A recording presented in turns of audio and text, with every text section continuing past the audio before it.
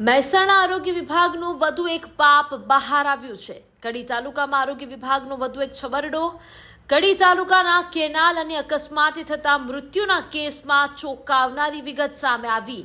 વિગતમાં કંઈક એવું છે કે પોસ્ટમોર્ટમ કરે છે કોઈ અન્ય ડોક્ટર અને પોસ્ટમોર્ટમના રિપોર્ટમાં સહી કરે છે કોઈ અન્ય ડોક્ટર। જે તે વિસ્તારમાં ડેડ બોડી એટલે કે લાશ મળી હોય તે વિસ્તારના પીએચસી ડોક્ટરની જવાબદારી હોય છે પીએમ કરવાની।